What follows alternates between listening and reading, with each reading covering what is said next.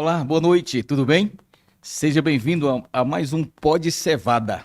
E nós queremos iniciar aqui já pedindo desculpas pelo atraso, mas aqui tivemos um problema técnico aqui, mas graças a Deus foi solucionado e agora nós estamos juntos e vamos juntos até o final deste programa, tá bom? Muito obrigado a você que já está conectado, você que estava pedindo o link aí, já estamos ao vivo e hoje nós vamos tratar de um assunto que eu creio que vai ser polêmico, vai gerar aí algumas perguntas. E nós queremos que você também possa interagir, fazendo as suas perguntas com relação a este assunto também. O tema é Israel e o último conflito mundial. É um tema que realmente causa aí alguns questionamentos. E comigo está aqui na bancada, como sempre, o Elias e a Cidiane. Elias, seu boa noite. Boa noite a todos que estão nos ouvindo, que estamos conectados conosco, né? Como o Eri bem disse, tivemos um probleminha técnico, mas espero que solucionemos no próximo programa, né, Eri? E que Deus nos abençoe, que o Espírito Santo nos guie nessa noite. Realmente o tema é muito importante porque estamos vivendo um período de conflitos e muita gente ainda tem dúvidas sobre as profecias. O que está acontecendo? Será que essa guerra que está acontecendo lá em Israel realmente faz parte da profecia? É o fim do mundo? Chegou o fim do mundo? O que está acontecendo, né? E é por isso que a gente está aqui hoje discutindo esse tema, né, Cid? A Cidiane também tem algumas considerações. Tenho, né? Eu estava aqui repostando o nosso link ainda para que você possa nos acompanhar, não ter dúvida. Gente, o programa hoje vai estar muito supimpa. Eu tenho dito que são verdadeiras aulas, né?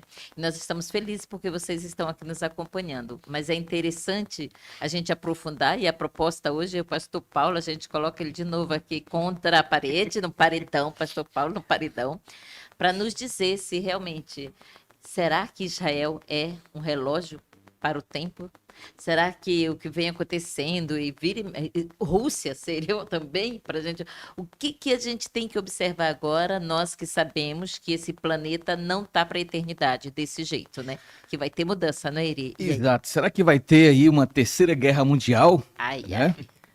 Porque a gente ouve todos os dias comentários aí que está por um fio aí para a terceira guerra mundial. Será que de fato é? O que a Bíblia fala sobre isso? O que as profecias falam sobre Israel, o Estado de Israel ali, nos acontecimentos finais?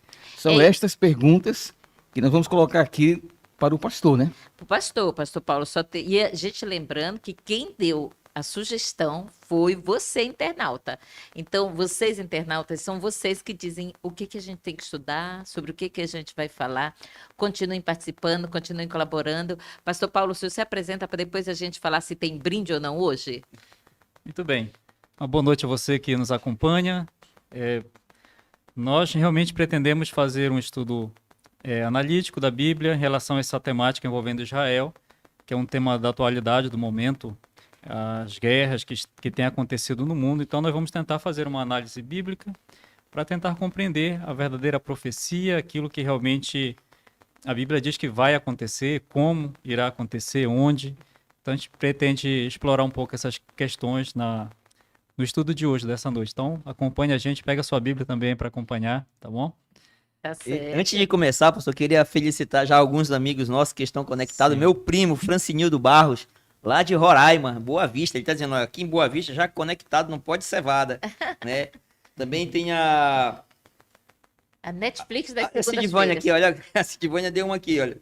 Ela disse, boa noite, bora deixar outras pessoas ganharem o prêmio.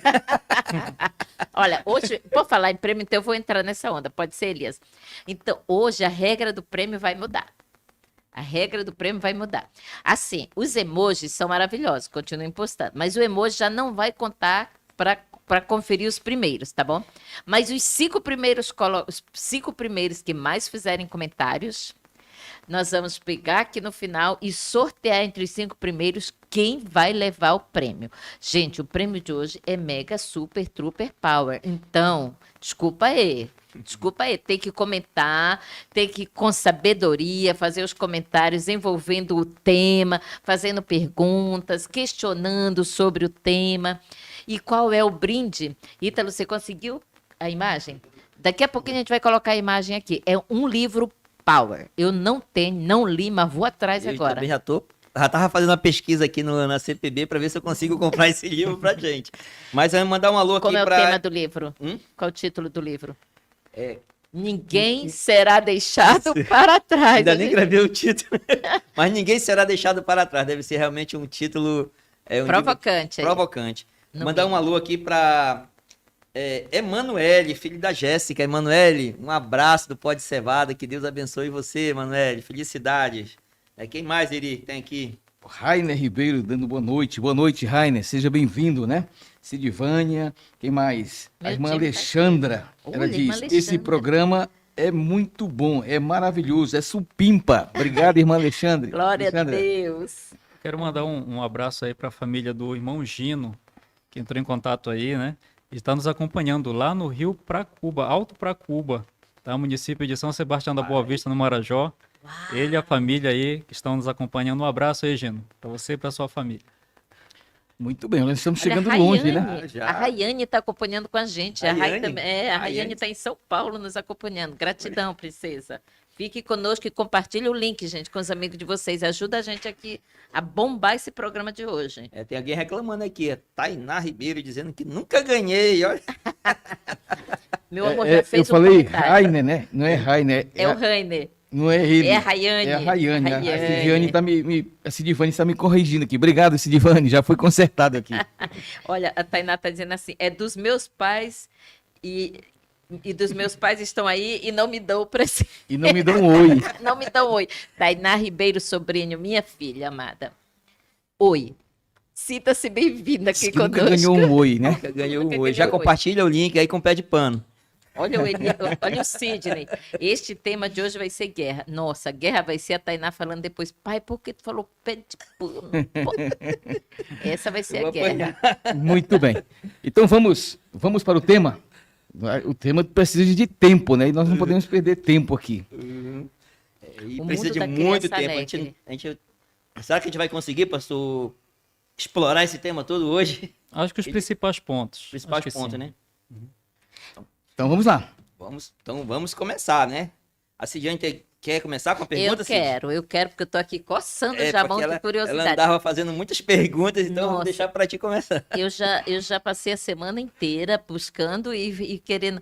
Pastor, então assim, muitas pessoas creem, muitas pessoas do mundo evangélico acreditam, né, que Israel, ele é um relógio. Tem que estar observando os movimentos de Israel, porque ali vai acontecer tudo o que a gente precisa saber para a volta de Jesus.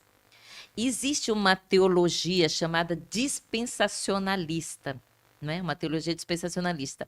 Pastor, o que é o dispensacionalismo? O que ele acredita? Como é que isso funciona? Diz para a gente, por favor, para mim. Muito bem. De fato, o dispensacionalismo é um sistema teológico que tem predominado na interpretação evangélica pelo menos nos últimos 100 anos. Então, a totalidade do meio evangélico crê nesse sistema teológico chamado dispensacionalismo. Em essência, esse conjunto, esse sistema, ele coloca Israel como protagonista nesse cenário profético do fim. Então, se dá um destaque para Israel como sendo, digamos assim, o centro de todo o cumprimento profético. Certo. Então, coloca-se Israel literal, né, a nação, o atual Estado moderno de Israel, como o protagonista desse cenário profético. Então, Israel, eles pensam que as profecias que foram dadas, as promessas dadas a Abraão, a Davi, elas têm que ter um cumprimento literal com o Estado moderno de Israel. Foi prometido, vou te Sim. dar uma terra que mana leite e mel, mas aí acabou que Abraão, Sim. né, não tinha essa terra assim como imaginava. Aí é por isso que, de fato, alguns falam de Israel como sendo o relógio profético do mundo. Mas quando a gente faz uma análise da Bíblia, estuda as promessas, elas não eram condicionais? Muitas promessas, basicamente quase todas são Para condicionais. Israel. Se tu fizeres isso e isso, vai acontecer isso e isso contigo. Mas se tu não fizeres, acontecerá isso e isso. Não é isso? Como é que eles querem que... Eles dizem que as promessas têm que cumprir, aquelas promessas sobre Israel. Pois então, isso que a gente vai tentar analisar. Porque, por exemplo, existem várias promessas de ajuntamento. Fala também do povo disperso, da nação dispersa, fala também de um retorno, de ajuntamento. A gente pode até ler daqui a pouco algumas passagens.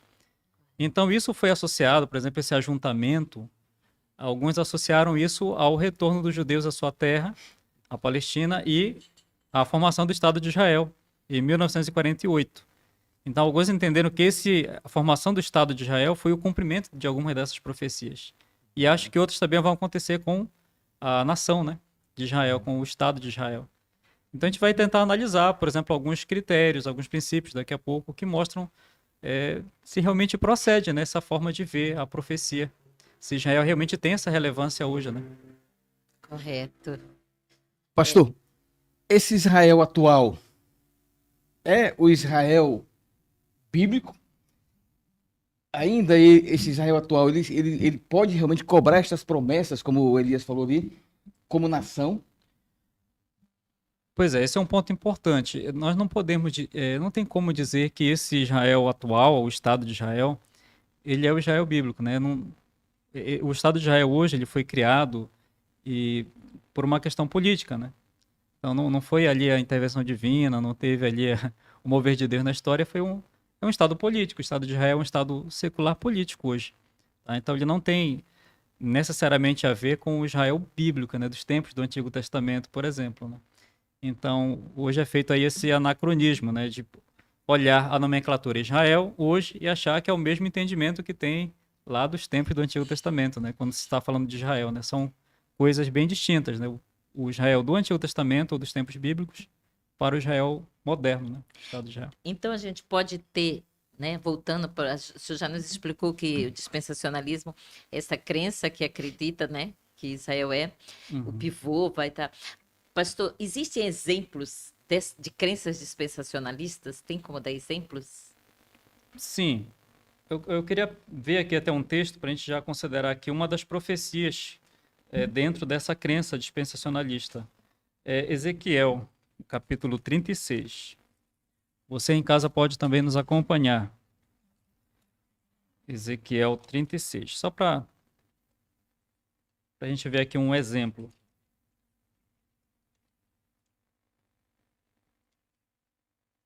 Que é uma das crenças dispensacionalistas.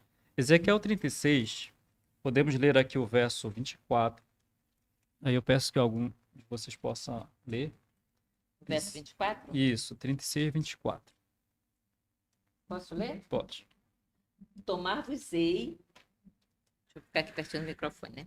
Tomar-vos-ei entre as nações e vos congregarei de todos os países e vos trarei para a vossa terra. Pronto, aí nós temos uma promessa, né? Sim, verdade. Vou trazer vocês novamente. Aí nós podemos ler novamente capítulo 34, verso 13. Aí mesmo Ezequiel. 34, 13. Aqui diz assim, o 34 de Ezequiel, verso 13: Tirá-las-ei dos povos, e as congregarei dos diversos países, e as introduzirei na sua terra. Apacentá-las-ei nos montes de Israel, junto às correntes e em todos os lugares habitados da terra. Pronto, então pegamos aqui dois exemplos, né, de promessas que Deus fez, de que juntaria o seu povo novamente, traria a sua terra, etc. Então, como é que o sistema dispensacionalista interpreta, por exemplo, essas passagens? Que após o ano 70, Jerusalém foi destruída, o templo, o povo foi disperso. Então, a interpretação que se dá para isso aqui, ou se deu no passado, é de que, de fato, Deus juntaria os judeus espalhados e traria novamente para a Palestina, formando ali novamente a nação, né, o povo de Israel, ali, o Estado de Israel. Então, o que acontece? No passado, isso aqui foi pregado pelos dispensacionalistas, de que Deus cumpriria a sua promessa para com os judeus espalhados pelo mundo. Aí o que acontece? Quando o Estado de Israel foi formado em 1948, aí os adeptos dessa crença acreditaram no cumprimento. Olha, Deus prometeu que juntaria, traria o seu povo, e agora os judeus estão sendo trazidos. E se a gente olha assim, a grosso modo, faz sentido, é lógico, né? Realmente, olha, o povo está disperso, Deus prometeu que traria e de fato trouxe. Parece que realmente é correto essa interpretação. E alguns falam, olha, o cumprimento profético. Só que vamos lá. Dentro da crença dispensacionalista, quando houve esse retorno, eles acreditavam que o seguinte: pegaram ali vários textos, como Mateus 24, 34, que nós trabalhamos aqui no outro programa, Sim, não passará esta geração. exato. E aí eles aplicaram da seguinte maneira. Entenderam só, o cálculo profético que foi feito foi o seguinte.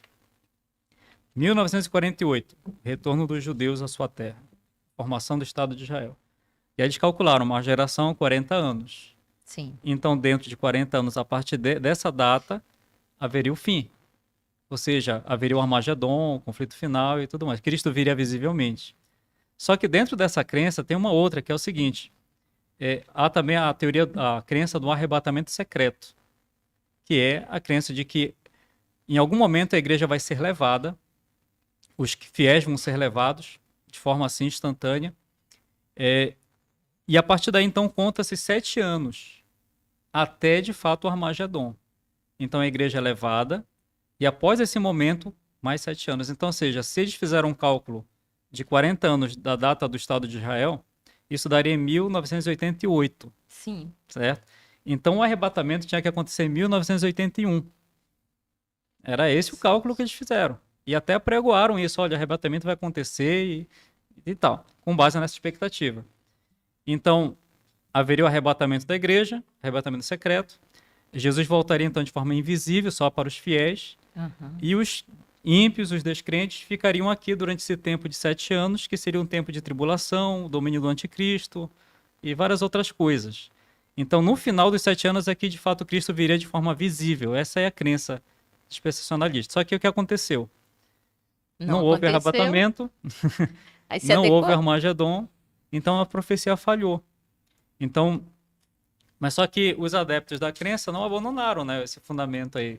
Reconstrói a crença. Agora fizeram ali alguns ajustes e continua-se com essa crença. Ou seja, em algum momento, agora já não tem uma data, mas em algum momento, acreditam eles, os fiéis vão ser arrebatados e daí que vai ter uns 7 anos de tribulação aí para os infiéis. Mas para os infiéis ou só para os judeus? Para todos que ficarem Para para todos que trás. ficarem. Ei, pastor. Aham. Mas essa profecia de Ezequiel, ela foi feita antes do exílio, correto? Sim. Após a invasão de Babilônia, a Babilônia invadiu e levou todo mundo que existia em Israel para fora. Sim. Essa profecia não se cumpriu após o exílio, que está lá em Esdras, quando houve o decreto que todos os judeus que estivessem espalhados em todo o império, que quisessem voltar para Jerusalém, poderiam voltar? Estava ali para voltar? Eu entendo que essa profecia se cumpriu naquele momento ali, porque realmente todos foram juntados. Agora, nem todos quiseram ir, igual hoje. Em 48, né? Criaram o Estado de Israel, mas nem todo judeu espalhado pelo mundo voltou para Israel. Exato. Né? Sim. Entendeu? Aconteceu a mesma coisa. Então, eu entendo que essa profecia ela se cumpriu após o exílio, porque realmente naquele período a terra estava totalmente desolada. Depois que vem o decreto, né? Com Ciro, e depois aí vem depois de Ciro, vem Dario, vem Artaxerxes, dão os decretos ali, fazendo com que os judeus voltem para Jerusalém, para reconstruir Jerusalém. Não seria esse momento? Apesar de que temos 10 tribos que se perderam, né? Sim, é por isso que um princípio bíblico que temos que utilizar sempre quando vamos analisar a Bíblia é o contexto histórico da profecia em si, da predição. Correto. Então, por exemplo, se eu pego uma profecia qualquer, eu vou vincular ela a qualquer situação que eu achar que é conveniente, que é o que muitos fazem hoje. Por exemplo, acontece uma situação envolvendo o Egito, envolvendo qualquer parte do mundo, eles falam, olha, está escrito lá no Antigo Testamento, mas a pessoa desconhece o momento que foi dada aquela profecia, o porquê, qual o contexto. Então, por exemplo, esse é um ponto de fato. Nós temos ali os cativeiros, né? O cativeiro assírio, em 722, e temos no caso, o cativeiro assírio levou Israel As 10 tribos. no sentido do reino do norte, né? Que seriam as Correto. 10 tribos. E também tivemos o cativeiro do reino do sul, que era Judá e Benjamim. E eles foram levados em 605 para a Babilônia. Exato. Depois a Babilônia subjugou a Assíria, e teve um tempo então que todas as 12 tribos estavam em Babilônia, nesse sentido. Então, de fato, aí nós temos Daniel, temos Isaías, Ezequiel, Jeremias, que vão profetizar e falar coisas relacionadas com esse contexto de cativeiro. E, de fato, Deus fez várias promessas de retorno do cativeiro babilônico para a sua terra. A terra seria restaurada e o povo ali seria... Esse é um dos cumprimentos, sim. Nós vamos ter outros que vão se dar em Cristo. A gente tem que levar em conta o Novo Testamento. Porque, pelo que parece, a crença dispensacionalista, eles desconsideram o Novo Testamento. completamente, porque no Novo Testamento você vai ter várias coisas se cumprindo em Cristo e na igreja. Aí você tem que rasgar essa parte Não aí. Israel literal. Exatamente, você vai ter que tirar isso aí fora. Mas existe um Novo Testamento. E isso a gente está falando para o meio evangélico que crê no Novo Testamento. Os judeus, por exemplo, não creem no Novo Testamento, ok. Mas existem vários ajuntamentos. O pós-cativeiro foi um desses ajuntamentos profetizados aí. Pastor, tem duas perguntas aqui da Rayane. Uhum. E eu queria fazer aqui, que tá no que você está falando aí. Ela perguntou primeiramente aqui o seguinte: o que significa todo Israel será salvo no contexto do fim do mundo? E ela pergunta: podemos associar Rússia, Irã e Turquia de hoje às nações da profecia de Gog e Magog? A gente vai entrar daqui a pouquinho nesse... E o Sidney está perguntando qual a versão bíblica que o pastor está usando, por favor. É que, na verdade, o pastor fez a pergunta, deu o texto, mas quem leu fomos nós, Cid. É verdade. A minha é revista e corrigida. A minha, deixa eu verificar. A minha revista atualizada. Então nós temos várias versões aqui, ó. Isso, até trouxe uma A aqui. minha é João Ferreira de Almeida. Aqui eu trouxe uma aqui, Almeida Revista, corrigida e fiel, que a gente vai A ler minha também. é Almeida Revista e Atualizada. Pronto. Então Estamos lendo revista e nesses- atualizada é a que tá Tá ganhando aqui. em mas- ênfase aqui, viu, Mas tem alguém lendo Sidney? NVI? Ok? Vamos lá. Vamos lá. Perguntas da Raíssa. Respondendo aqui, primeiro, será salvo todo Israel. Isso.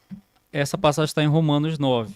No caso, a gente tem que entender, de acordo com o Novo Testamento, o que é Israel. Porque é aquela questão do anacronismo, né? Israel, aí o pessoal associa uma outra coisa de um outro tempo, de um outro contexto. Então não se refere a um Israel literal. A gente Não teria que ler necessari- agora para ver. Vamos ver então. Vamos ver então. Vamos lá. Nós temos vários textos no Novo Testamento, mas a gente pode pegar aqui para facilitar. Vamos pegar aqui Romanos 8. Romanos 8. Romanos 8. 8. Filhos e herdeiros, versículo Romanos 8. Vamos aqui no versículo 32. Meus amigos vão lendo aí pra gente. 8:32. Aqui Posso diz, ler 8:32? Sim. Quer ler, Marita? Leia, por aquele favor. que não poupou o seu próprio filho, antes por todos nós o entregou, porventura não nos dará graciosamente com ele todas as coisas? É importante isso aqui. Caso ele não nos dará todas as coisas, Exato. isso aqui inclui as promessas feitas lá nas alianças do Antigo Testamento, abrâmica, davídica. E aqui ele está falando para os crentes fiéis, os gentios crentes, aqui é a igreja. Certo. Ele nos dará todas as coisas. A gente pode ler aqui o verso 16 e 17 do mesmo capítulo aí de Romanos. 16 e 17, capítulo 8. O próprio verso 16. O próprio Espírito testifica com o nosso espírito que somos filhos de Deus. Verso 17. Ora, se somos filhos, somos também herdeiros, herdeiros de Deus e co-herdeiros com Cristo. Se com ele sofremos, também com ele seremos glorificados. Aqui falando da igreja novamente. E vamos Não ver se refere a um a grupo um Israel específico. étnico. Não está falando do Israel étnico. A gente vai ver várias passagens assim. Paulo está falando da igreja. Agora, mas Israel não são aqueles descendentes de Abraão, do sangue. A gente pode ver a explicação que Paulo deu, né, em Gálatas. A gente pode ler aqui Gálatas. Esses são alguns textos, né? Há vários. Correto. Mas Gálatas 3 é muito interessante aqui essa passagem, Gálatas porque explica realmente quem são os israelitas no Novo Testamento. Né? Gálatas 3, verso 9. Primeiro o verso 9. Gálatas 3, verso 9 diz assim: de modo que os da fé são abençoados com o crente Abraão. Aí a Bíblia vai dar ênfase na questão da fé. A fé, não do sangue. Não Não do mais sangue. circuncisão, não É, mais sangue. fé. E aí ele vai ampliar isso aqui, olha, no versículo 28 e 29, mesmo capítulo aí, Gálatas 3. 28 e 29. 29. Isso. Desarte. Não pode haver judeu nem grego. Olha só, não pode haver judeu nem grego, Sim. nem escravo nem liberto, nem homem nem mulher, porque todos vós sois um em Cristo Jesus. E se sois de Cristo, também sois descendentes de Abraão e herdeiros segundo a promessa. Para mim, lá Essa é a chave. É a chave. É por isso que, para a pessoa fazer uma relação com Israel étnico, ela vai ter que desconsiderar o Novo Testamento. Porque no Novo verdade. Testamento você tem abundância de material mostrando qual é a conotação, que é diferente. Então, você lê no Antigo Testamento Israel, você entende ali a nação, o povo. Apesar que, até nisso, no Antigo Testamento, a nação não era composta somente por israelitas de sangue. Sim. Você tem ali, quando eles saíram do Egito, por exemplo, uma multidão mista, que era Verdade. considerada a congregação do Saíram Senhor. egípcios também, se misturaram. A gente vê a história de Raabe, a Sim. gente vê histórias de pessoas Então, que acabaram mesmo tribos lá, inteiras. não era uma coisa exclusiva. Correto. Mas chega no Novo Testamento, então esse conceito ele é ampliado, muito ampliado por Paulo. Então, a fé, se sois de Cristo, então sois descendente de Abraão. Então, o Novo Testamento vai dar essa conotação de uma relação de fé, e não de sangue, entende? Agora, indo lá para Romanos 9, que ela falou, né, que lá fala que todos serão salvos, né? Todo Israel será Exato. salvo. Vamos lá nesse texto, Romanos 9. Mas essa aqui é a chave para compreender Já. o Novo Testamento, Eu mudei pra Israel, né? Romanos 9. Olha só que coisa interessante. Vamos aqui no verso 27. Aqui, só dando um contexto, né? Paulo fala aqui sobre uma figueira, né? E galhos são quebrados, galhos são enxertados. Ele fala da rejeição de judeus ou da nação e fala de enxerto dos gentios, Sim. mas o ramo ele permanece, certo? Correto. Israel ele é um conceito aqui, certo? Aí o verso 27, quem pode ler? Vou Mas, deixar os meninos lerem. mas, relativamente a Israel, dele clama Isaías.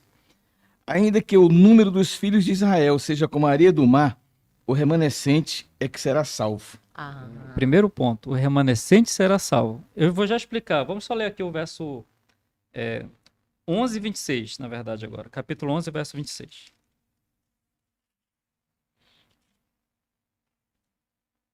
posso ler? Pode. E assim, todo o Israel será salvo, como está escrito. Virá de Sião o libertador, e ele apartará de Jacó as impiedades. Foi o verso 26, né? Isso. Então veja, todo Israel será salvo, mas lá no capítulo 9 fala que somente o remanescente. Sim. Aí a gente tem que juntar essas duas informações, né? Todo Israel, mas ele fala que o remanescente será salvo. Então, como é que é entendido aqui no Novo Testamento? Que para fazer parte desse conjunto que é a igreja, que é o povo de Deus, é aceito tanto o judeu quanto o gentil. Gentil é o não judeu, na Certo. linguagem bíblica. Agora, o fator para ser aceito nessa comunidade de fé é Jesus. Por isso que lá em Gálatas fala, pela fé em Cristo, né? Aquele que tem Cristo é descendente de Abraão. Então, ou seja, gentios que aceitam a Jesus são aceitos nessa comunidade de fé. Judeus que aceitam a Jesus são aceitos também. Agora, em termos de nesse sentido que fala que todo Israel será salvo. Qual é o Israel? É o Israel composto de gentios, crentes, e de judeus crentes. Não necessariamente de quem fazia parte da tribo, de quem tinha Exatamente. o sangue, né? Exatamente. Mas de quem passa a aceitar Cristo pela fé. Exatamente, porque, por exemplo, a conotação que se dá hoje é que o israelense, o israelita, por ser natural, ele já está tá incluído salvo. automaticamente. Por exemplo, eu posso ser, então, um judeu, digamos assim, altamente mundano, posso ser um beberrão, sei lá, um ladrão, adulto, um estuprador. mas eu estou garantido. Não faz sentido isso. A Bíblia fala da relação de fé. Tanto é que a aliança com Abraão também lá no Antigo Testamento foi feita com base na fé. Abraão creu, diz lá, e isto lhe foi imputado.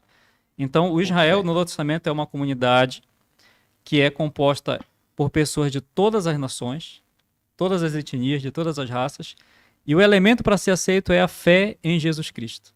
Então, se a pessoa tem fé, ela faz parte desse Israel, que nós chamamos de Israel espiritual, no Novo Testamento. E eu posso linkar esse remanescente com Apocalipse 12, 17? que fala o restante da sua descendência, e diz quem são, os que guardam os mandamentos de Deus e têm o testemunho de Jesus.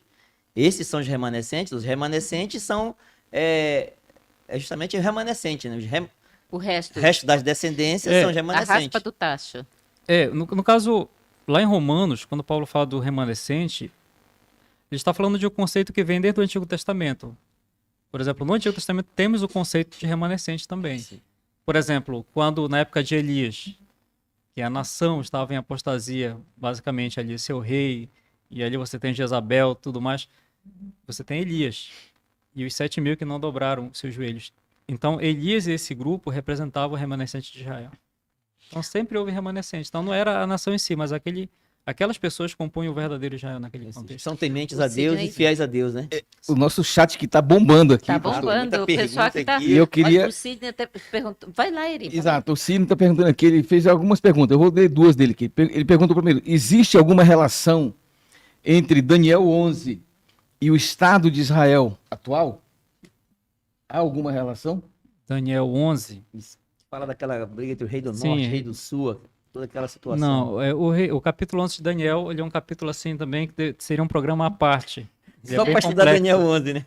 Mas, a grosso modo, não há uma relação direta com o Estado de Israel ali, Daniel 11. Ah, ok. Então, e a outra pergunta dele é a seguinte, quer dizer então que as citações lidas aqui não dizem respeito a Israel étnico, mas ao Estado, ao Estado de Israel? Quer dizer que não, essas passagens não têm nada a ver com o Estado atual de Israel? Você vai ver que no Novo Testamento, especialmente no Novo Testamento, o termo vai ser aplicado à comunidade de fé, que é composta por cristãos, gentios, e judeus que aceitaram a Jesus também. Então, já não vai ser a nação. Agora, em que momento houve essa transição, né? A nação deixou de ser de ter, assim, digamos, esse privilégio. Aí temos uma profecia em Daniel, né? Daniel 9. E que é interessante que dentro da compreensão dispensacionalista, Daniel 9, a última semana, está relacionada ao anticristo. Mas nós cremos que essa profecia das 70 semanas de Daniel está relacionada com o povo judeu. Então, olhando lá essa profecia que fala sobre 70 semanas, Daniel 9, 24 a 27, ali é muito claro que Deus especificou um tempo para a nação, o povo, de fato, literal, Israel literal. E ali várias coisas deveriam se cumprir dentro desse ciclo profético lá de Daniel 9. O Messias deveria aparecer, o templo deveria ser reconstruído, o Messias seria ungido, iniciaria a sua obra, morreria também, dando fim aos sacrifícios e tal. Então, dentro dessa profecia, Israel teve seu tempo. A nação de Israel teve seu tempo como um povo escolhido, etc. Mas o que eles fizeram? Jesus veio e o que eles fizeram? Assim, a nação, né? Porque teve judeus que o aceitaram. Sim. Mas a nação... Enquanto nação se rejeitaram. rejeitou. Certo? E ele mesmo- já disse como eu queria te juntar, Sim. né? Como a galinha junto os pintinhos. E é muito boa essa expressão, ajuntar. Vem aquela questão dos ajuntamentos, né? Sim. E um outro ajuntamento se daria em Na Cristo. volta de Certo? Jesus. Em Cristo. Foi. Na primeira vinda, Sim. ele veio com essa missão de juntar e atrair todos a ele. E vai ter também um ajuntamento final, na sua Correto. segunda vinda. Mas, Para a nação teria sido aquele momento da primeira vinda de Sim. Jesus, né? sim, Porque estava toda a dica. Ele vai nascer em Sim. Belém de Efrata, uma cidade pequenininha. Vai ser assim, vai ser assado. Uhum. E eles escolheram não acreditar. então rejeitaram. Mesmo assim, a mensagem continuou ali com a nação. Os apóstolos pregaram para Para os judeus. os judeus. E aí, quando chega no ano 34, que encerra essa profecia das 70 semanas, aí nós temos ali Estevão pregando perante o Sinédrio e fazendo ali uma mensagem muito forte, muito poderosa. Inclusive, seu rosto se ilumina, lembrando Moisés lá no Monte Sinai. Ah, É bem interessante o paralelo, mas o fato é que eles taparam os ouvidos Não quiseram ouvir. e acabaram matando e Estevão. mataram É. Estevão. Então, eles Apedrejado. selaram a sorte deles no sentido como nação. Então, de acordo... Claro, a gente está falando bem por alto, não teria como detalhar toda essa profecia, mas de acordo com essa profecia, a nação perdeu seu privilégio como nação em 34 depois de Cristo. Então, a partir daí, o evangelho ele vai ser expandido aí para os gentios. Então, não há mais esse privilégio como nação. Agora, quer dizer que os judeus não são aceitos? São. Qualquer judeu que aceita Cristo, que esse que é o ponto, ele aceita na comunidade. Eu entendo que isso que o senhor está falando, Pedro, lá na primeira carta de Pedro, capítulo 2, verso 9 e 10, ele sacramenta isso daí, então. Sim. quando ele fala assim, vós, porém, sois raça eleita, sacerdócio real, nação santa. Ele não está se referindo ali à nação de Israel em si, mas a todos. Portanto que ele continua assim, a fim de proclamardes as virtudes daquele que vos chamou das trevas para a maravilhosa luz. Vós sim, que antes não eres povo, mas agora sois povo de Deus, que não tinhas alcançado misericórdia, mas agora alcançaste misericórdia. Aqui estão aqui de sacramenta.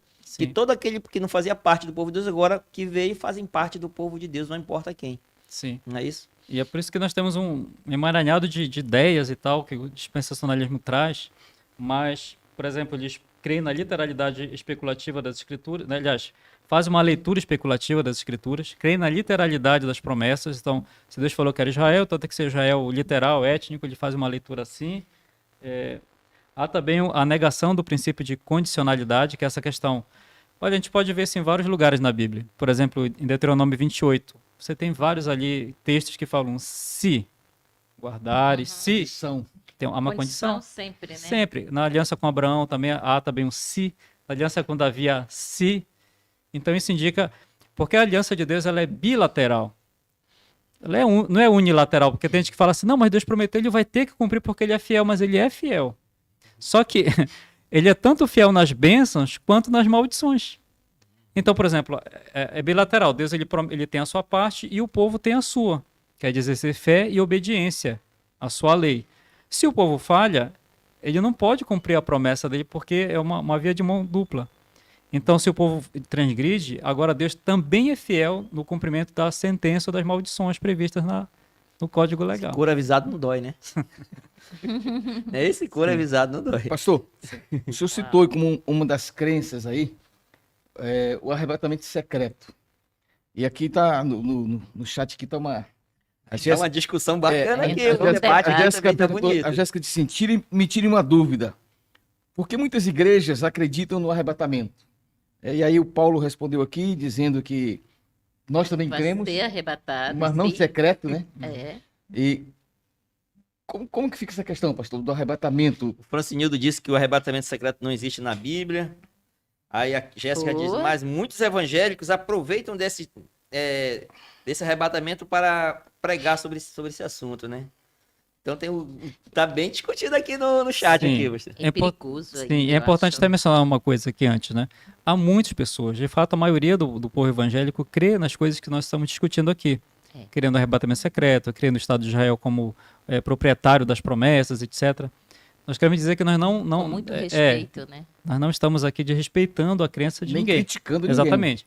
Apenas considerando, do ponto de vista bíblico, aquilo que a Bíblia fala. É claro que a Bíblia é uma questão de interpretação, mas aí alguém pode pensar, então cada um tem a sua? Não, também. É uma questão de linha de interpretação. Você pega ali as ferramentas e vai tentando analisar, porque em 2 Pedro 1,19 e 20, né, fala que não é de particular interpretação. Então não é assim, eu acho que é, mas é buscar ver na Bíblia realmente o que é. Sobre arrebatamento secreto. Então, Pastor, sim. poderia até dizer assim, o que a gente faz aqui dá algumas pinceladas, mas Sim. são estudos que merecem aprofundar mais ainda e que não só esse time aqui se põe à sua disposição para aprofundar esses estudos, tá bom? Sim. Temos mais gente que pode compor. Você quiser estudar mais sobre essas temáticas, estamos nos colocando à disposição. É só você dizer, eu quero mais. Pode postar aí, eu quero mais, que a gente vai te encontrar. não é isso, E diga pastor? como... se puder deixar o contato aí, e-mail... Exato. Deixa a Zap, forma da alguma gente coisa. localizar você. Isso. Deixa, eu quero saber mais, eu quero mais. Põe seu telefone. Propor até um tema, né, Cid? Sim, porque na verdade o tema está aqui, amor. Eu estou dizendo assim: estudo particular, vamos na casa, se for online, só com você, e vamos aprofundar junto com você. Ok, Certo. então feche só essa questão do Por favor, arrebatamento. pastor. arrebatamento. Então, a origem da crença, dessa crença, é por isso que foram feitos livros e filmes até falando sobre essa ideia do deixados para trás, que prega essa ideia, né, de que os crentes em algum momento vão desaparecer instantaneamente e os restantes vão ficar e vão se dar conta, cadê o povo? Foi embora. Então essa é uma crença que vem desse conjunto de crenças dispensacionalistas, né? Mas, por exemplo, a Bíblia ensina isso de forma direta? Não, e nem de forma indireta. A gente tem aqui 1 Tessalonicenses 4, você pode acompanhar em casa também. Porque tem pessoas que pensam assim, em um momento a igreja será levada. Só que é uma confusão aqui dos termos. 1 Tessalonicenses 4, o versículo 16 e 17. Ok? Ok? Pode ler, pode ler. A gente lê, só que é interessante, pastor, Sim. ele começa falando aqui, Paulo, quando está falando aqui em Tessalonicenses, ele está falando em relação, no verso 13 ele começa, não queremos que, porém, irmãos, que vocês sejam ignorantes a respeito dos que dormem, ou seja, havia um problema ali, as pessoas não tinham conhecimento em relação às pessoas que estavam mortas, ou seja, que dormiam. Então, Paulo aqui ele começa a explicar alguma coisa a respeito disso, não é isso? Sim, aqui é sobre a questão da... Para contextualizar, Isso. para não pegar o texto. Aqui fala sobre a questão da segunda vinda e fala sobre a ressurreição dos mortos. Exato. Os mortos em Cristo. Agora, a Bíblia, ela não se refere a uma vinda secreta e uma vinda visível. Isso a gente não vai encontrar na Bíblia. Então aqui fala de uma vinda visível. O verso 16, pode ler. 16 do capítulo 4 de 1 Tessalonicenses diz assim, então: portanto, o Senhor mesmo, dada a sua palavra de ordem, ouvida a voz do arcanjo e ressoada a trombeta de Deus, descerá dos céus, e os mortos em Cristo ressuscitarão primeiro. Amém. Verso 17. Isso. E depois, nós, os vivos, os que ficarmos, seremos arrebatados juntamente com eles entre nuvens para o encontro do Senhor nos ares. E assim estaremos para sempre com o Senhor. Então veja, aqui fala do arrebatamento. Arrebatamento significa remover do lugar, né? Tirar do lugar. Então o que acontece? Aqui fala que o Senhor desce do céu, então há uma voz, há uma trombeta. Não é um evento secreto. Silencioso. Eu Exatamente. diria até que é o versículo mais barulhento da Bíblia. Aí se a gente associa esse texto com, por exemplo, Mateus 24, 30 e 31, que descreve a segunda vinda, aí fala com todos os anjos, com poder e muita glória, e você tem também ali toda uma descrição que não é nada discreta. É uma coisa global. E qual é o ponto aqui? Então, por que as pessoas pensam então, que isso aqui vai ser em um momento? Porque é uma confusão, muitas vezes cometida, com o texto lá de Coríntios. 1 Coríntios 15, 51, 52, fala que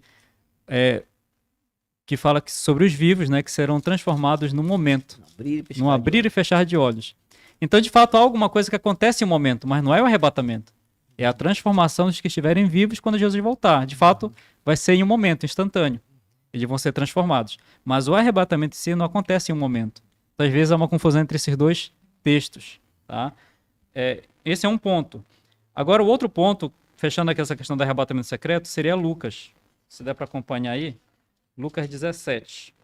Hein, pastor? Sim. Só antes de ler Lucas 17, mas só que esse ponto aqui, ele fecha também, Tessalonicenses, que não vai um na frente do outro, né? Vão os dois juntos. Primeiro, os mortos vão ressuscitar, e depois os vivos, junto com os mortos, vão juntos para o céu, Sim, né? Um na frente Os do outro. ressuscitados. Então, automaticamente, não tem como dizer que a ideia do Jim LaRae, no que fala dos deixados para trás, em que a pessoa que está viva, de repente, some. Esse arrebatamento que o pessoal chama secreto. Não tem como. Porque aqui Sim. diz que primeiro vão ressuscitar os mortos, para depois os dois juntos subirem para o céu. E diz que ninguém vai preceder, né? E ele vai fala um preceder. pouquinho antes aqui que os mortos nem os vivos, ninguém vai preceder ninguém, os dois vão juntos. Tá bem aqui, um pouquinho um verso antes que fala, né, que pra gente saber sobre isso, né, é importante. O Sidney está dizendo o seguinte: leiam aí Apocalipse 1:7 para ajudar nesse assunto.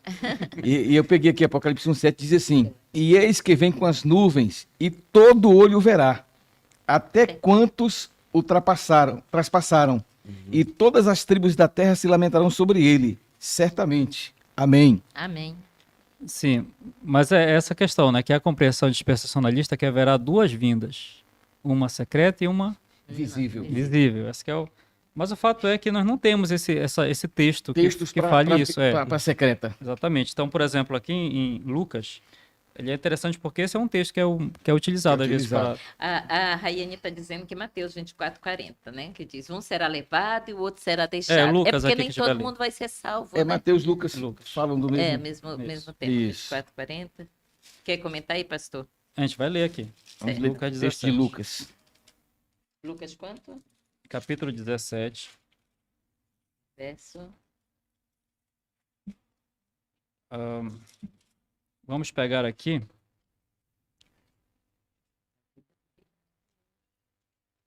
Vamos pegar aqui o versículo 30, 31.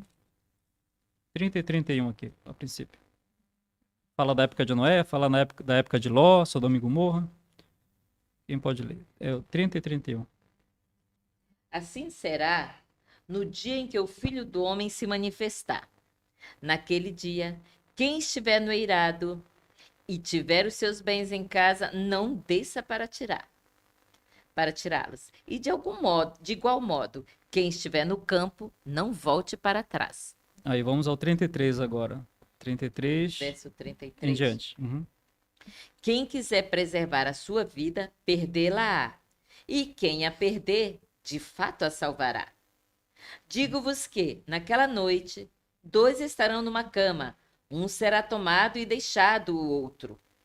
2 mulheres estarão juntas moendo, uma será tomada e deixada a outra. 2 estarão no campo, um será tomado e o outro deixado. Vamos dar uma pausa aí. Então, pronto. 2 estarão no campo, um será tomado, será deixado. Então, esse é um texto que é utilizado para defender a ideia de que então vai ter o rapto secreto. Só que, na verdade, como dissemos antes, não há na Bíblia nenhuma descrição que aponte nesse sentido. A situação aqui é simplesmente mostrar e dizer que, sim, quando Cristo voltar, o que estiver pronto, o que estiver em Cristo firmado, será levado. Mas isso não diz que vai ser um rapto, certo? E o outro vai ser deixado. E a pergunta até é deixado onde, né? Aí o verso final responde essa pergunta. Então lhe perguntaram, onde será isso? Um será deixado, mas onde? Como? Aí é dito aqui, ó. Onde será isso, Senhor? Respondeu-lhes, onde estiver o corpo, a isso juntarão também os abutres. Que de fato essa é uma descrição do que acontecerá na segunda vinda. Jesus volta. Os fiéis, tanto mortos que irão ressuscitar, quanto vivos que serão transformados, serão levados. E quem não esteve em Cristo, que não exerceu fé em Jesus, que não o buscou, será deixado. Mas só que será deixado de que forma, né? E serão mortos. Serão destruídos na segunda vinda. E aí se a gente vai, por exemplo, lá em Jeremias 4, 22 a 26, descreve a terra após esse momento, né? A terra estará totalmente vazia, desolada, e aí cheio de corpos de pessoas que não foram deixados. São deixados mortos sobre a terra. Até porque nesse momento da volta de Jesus, mais coisas vão acontecer, né? Uhum. O céu vai se abrir como um pergaminho, o sol vai derreter. Então, realmente, sem condições nenhuma de continuar tendo vida no planeta Terra, né? Nesse período. Exatamente. E Apocalipse 1, 7, que foi lido, alguns chegam a dizer assim, todo olho verá, mas seriam os olhos da fé, só os crentes? Também não corresponde, porque o próprio texto fala até quantos outras passaram. Exatamente. E esses são aqueles que mataram Jesus diretamente. Então, e fala também que todas as tribos se lamentarão. Como é que eles vão ver se eles estão mortos, né? Pois é. Então haverá uma ressurreição. Agora, não pode ser os olhos da fé, porque fala também ali que as tribos da terra se lamentarão. Cremos que os salvos não vão se lamentar quando Jesus voltar, né? Vão vibrar, né, com a volta dele. Então aqui descreve a reação dos perdidos. Eu estou me preparando para dar um salto de alegria que eu vou voar nesse salto. Eu poderia até comentar aqui, Eri, não precisa se separar. Pode dormir junto com a esposa. Também tem uma coisa. Pastor, mas agora a gente voltando, espero que os nossos espectadores, como chama, internautas, né, tenham se dado por satisfeito aí, mas se não, pode continuar perguntando sobre essa questão, sim. Mas a gente também quer saber, voltando lá à crença dispensacionalista, onde surgiu essa crença, onde surgiu essa ideia do dispensacionalismo? Como é essa história? Muito bem, voltando aqui para essa origem. A origem do dispensacionalismo, ela vai se dar aí por volta do século XVII, e é um padre jesuíta, né, um teólogo jesuíta chamado Francisco Ribera. Isso é novidade, pastor. Ele é que criou esse sistema, que na verdade ele criou um método de interpretação profética chamado futurismo. Porque o dispensacionalismo, ele está debaixo do guarda-chuva do futurismo. Correto. Certo? Ele faz parte dessa estrutura. Então, Francisco Ribera criou... Só... Sim. só um parentezinho. Por que compreender que é do futurismo? Porque ainda há pouco Elias disse assim, mas essa profecia não foi cumprida quando o povo saiu da Babilônia e se juntou lá? Então, era uma coisa que aconteceu já no passado. O futurismo, ele diz que as profecias que estão ditas ainda irão acontecer no futuro, né? É lá para frente, né? Sim. Aí ela abarca, esse guarda-chuva do futurismo abarca, então, o dispensacionalismo. Sim, então ele criou essa ideia, jogando as profecias apocalípticas para o futuro. E então, depois veio um discípulo dele também, que era também um cardeal católico, né, jesuíta, Bellarmino. Ele também vai propagar, ele era considerado ali um adversário ferrenho dos protestantes. Ele também vai ampliar esses conceitos ali do Ribera. E aí nós temos digamos assim, uma sucessão. Essa tocha, digamos assim, do dispensacionalismo vai sendo passado de mão em mão. Então vai aí Mas eu nunca teria imaginado que viria dos jesuítas da Igreja Católica para passar de mão em mão aos protestantes, aos evangélicos. Sim, a gente pode depois pontuar o porquê, né? Tem referência, porque a própria pastor, Igreja de Católica livro? não adota esse pensamento, né? Não, Ou sim, não. Eles geralmente adotam o preterismo, que é tudo já jogar mais para o aconteceu. passado. Por exemplo, o anticristo, foi Roma, foi César, enfim. Mas, então, do Francisco Ribera passou para o Roberto Bellarmino, que era o cardeal jesuíta italiano. Depois vai para um outro senhor chamado Edward Irvine. Ele foi um pastor da Escócia. Ele pegou esse ensinamento, achou interessante e começou a ser um propagador, de um caso que é um pastor. Aí já passou por protestante. time, o bastão já passou por um time evangélico. Sim, e com esse Irvine aqui, que ele é um dos precursores ali do pentecostalismo moderno também, né? O movimento pentecostal. Depois dele vem o Nelson, né? O John Nelson Darby. E vem ele, então já aí na década de 1800 a 1882. Ele foi um pregador também, protestante. E esse Darby aqui, ele é considerado o pai do dispensacionalismo moderno, né? Com ele a coisa vai ficar um pouco mais difundida. Depois deles, então, vem Scofield, certo? Que ele era um teólogo estadunidense, e ele também pegou todo esse ensinamento, essas ideias que parte lá do jesuíta Ribera, e chega até aqui em Scofield, e ele então assimila toda essa compreensão, e ele publica uma Bíblia de anotações, essas Bíblias de estudo, que vem com comentários e notas explicativas. Então ele produziu a Bíblia dele, a Bíblia de Scofield, que foi publicada, e a partir de então, essa Bíblia especialmente, ela divulgou bastante essas ideias. Então as pessoas, hoje no Brasil, muitas pessoas usam a Bíblia de Scofield. Então ele vê lá, e as notas explicativas são com base no dispensacionalismo. Essas explicações do arrebatamento secreto, assim como vai se dar.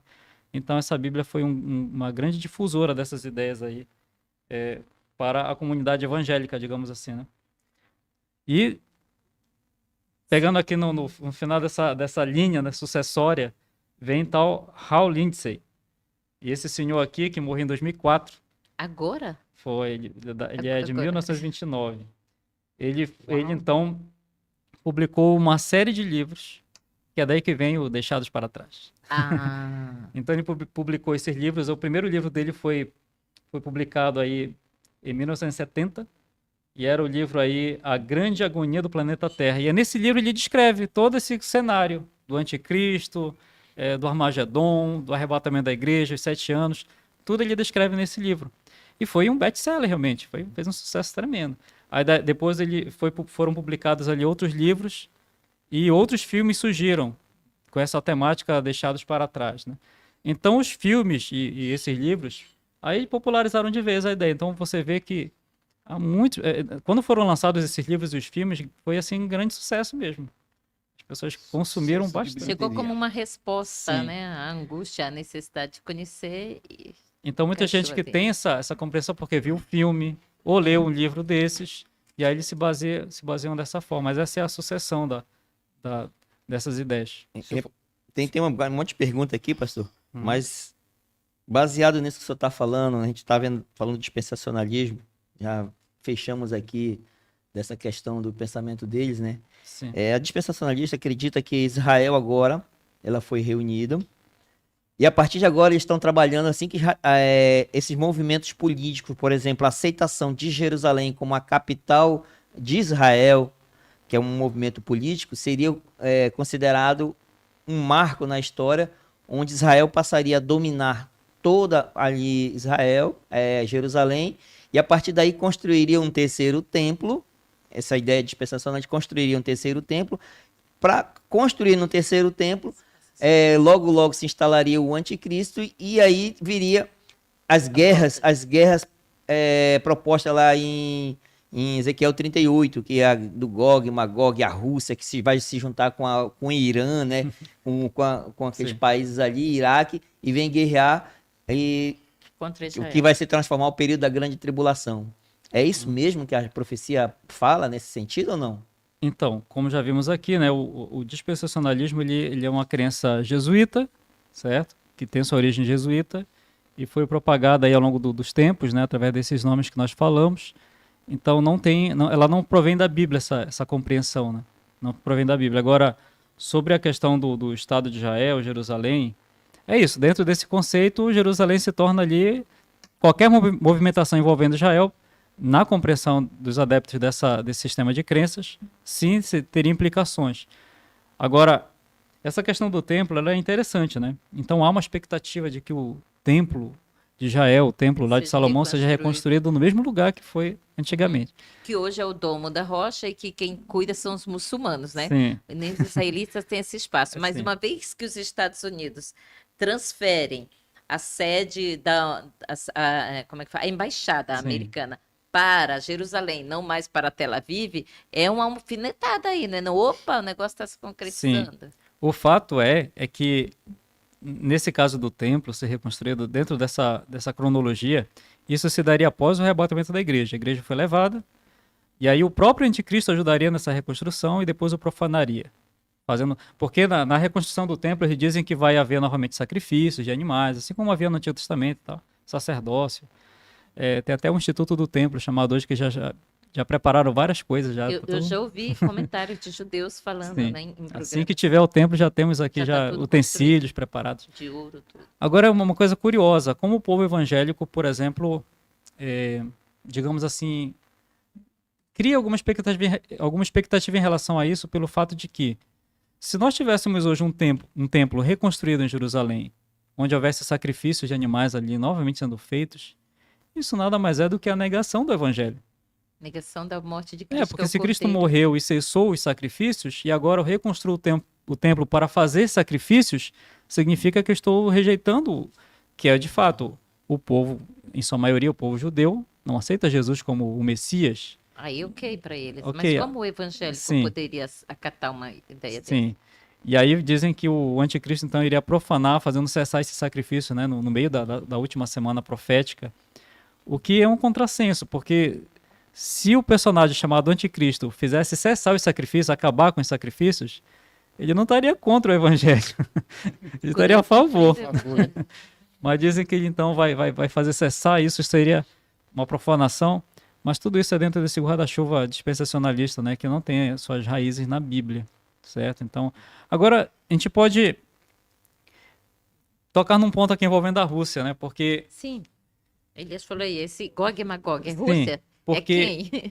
Porque estão dizendo que esse ajuntamento da Rússia aí, que está nessa guerra, Com a Ucrânia? quer se ajuntando com a China, com a Ucrânia, com aqueles países ali, e logo dando apoio para o Irã, estão se preparando para essa guerra que... Seria a Terceira Guerra Mundial? É. Seria a guerra que ia acabar Sim, com tudo? dentro dessa compreensão aí da dispensação, há uma compreensão da seguinte maneira, né, de que a Rússia teria um protagonismo nesse cenário também, no sentido de que iria atacar Israel. Então, dizem eles, né, que a Rússia em algum momento vai fazer um ataque, isso vai ocasionar a Terceira Guerra Mundial. Então, quando em 2022 a Rússia invadiu a Ucrânia, novamente, os que creem nessas teorias, né, ficaram assim, olha, será que agora? Porque já invadiu a Ucrânia. Então, fizeram assim, até um prognóstico, né, que da Ucrânia essa invasão iria se expandir até atingir Israel. Essa foi uma expectativa criada e ainda é até uma expectativa criada. E dizem que então a Rússia está profetizada. Essa profecia possivelmente relacionada à Rússia, eu queria até ler com vocês, porque ela é muito interessante. Vamos ler. É Ezequiel, e fala do Gog e Magog. Ela é Ezequiel 38. E aí eu vou mostrar para vocês como é que se faz uma interpretação com base... aliás, sem base, né? Sem fundamento. Ezequiel 38. Verso 14? Profecia Não, contra vamos Gog. ler do 1 ao 5. Vocês podem ler. Eu leio? Leia aí. Então, eu lendo. Acho que eu fui eleita. Já. Tomei todas as vezes aqui. A gente vai tentar responder aqui, após a leitura, o papel da Rússia e o que é Gog e Magog. Ok. Mas vamos lá. Cid, só antes de tu ler, Sim. eu vou repetir aqui a pergunta da Rayane, Sim. que ela Ela provocou É, isso aí pra exato. gente da agora. Ela disse assim, podemos associar a Rússia, o Irã e a Turquia de hoje às nações da profecia de Gog e Magog? É isso Isso que que vamos ver vamos ver. agora. É? Ok. Então, vamos Então, lá. abra a Bíblia aí, Rayane, Ezequiel 38, verso 1, e todos os nossos internautas abram aí sua Bíblia. Veio a mim a palavra do Senhor, dizendo: Filho do homem, volte o rosto para Gog, da terra de Magog, príncipe de Ros, de Meseque e Tubal. Profetiza contra eles e diz: Assim diz o Senhor Deus: Eis que eu sou contra ti, ó Gog, príncipe de Ros, de Meseque e Tubal. Far-te-ei que te volvas, porei anzóis no teu queixo. Te levarei a ti e todo o teu exército, cavalos e cavaleiros, todos vestidos de armamento completo. Grande multidão com pavês e escudo, empunhando todos a espada. Persas e etíopes. Lê até quando? Até o 5. Tô chegando no Isso. 5. Persas e etíopes, e Put com eles, todos com escudo e capacete. Pronto. Vamos só... Ó, tem até o Put aqui. Isso. Então, o que acontece é o seguinte. De fato, é isso. Alguns entendem que é o Putin. Ah, olha. E uma Com vez... todo respeito, né? Mas a gente está aprendendo junto. Sim, uma vez eu tinha acabado de fazer uma palestra lá em Belém, uma igreja no Encontro Vida. No domingo à noite, fiz uma palestra lá sobre profecias e quando terminou, 2 homens me abordaram assim na saída. E eles abriram Ezequiel 38, estavam sendo, não sei de onde eles eram, mas eles pareciam ser dispensacionalistas pela forma que eles abordaram. Disseram, olha, sabia que a Rússia e Putin estão profetizados em Ezequiel? Aí leu para mim, abriram aqui, leram. Todos empolgados, eles achavam que talvez eu iria respaldar ali a compreensão deles, né? E eu disse, amigos, não é por aí o caminho. E aí vou dizer aqui basicamente qual é a compreensão que se tem desse texto aí. Aqui aparece Rus. Aí eles dizem que esse Rus é Rússia, seria Rússia. Ah, Aí aparece aí na Príncipe de leitura Rus. também. Aí diz que Rus seria a Rússia. entendi. Aí aparece aí Mesec. Mas E dizem eles que seria Moscou, a capital Ah. russa. Aí aparece Tubal, que eles dizem que seria Tobolsk, uma outra cidade russa. E Put seria Putin, Vladimir Putin. Essa é a compreensão. Então, que aqui estaria falando da Rússia, certo? Entendi. Aí, ó, você tem aí o presidente, mas veja, a Bíblia já falou aqui de Putin. Aí, só que a questão é a seguinte, né? Há 2 ponderações aqui em relação a isso.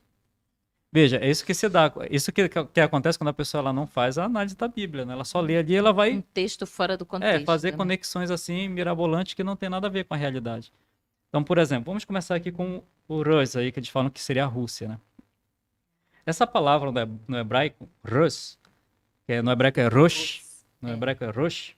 Se a pessoa pega, qualquer pessoa pega um dicionário de hebraico português, vai lá, Rosh, essa palavra significa cabeça, principal, melhor, sempre nessa conotação.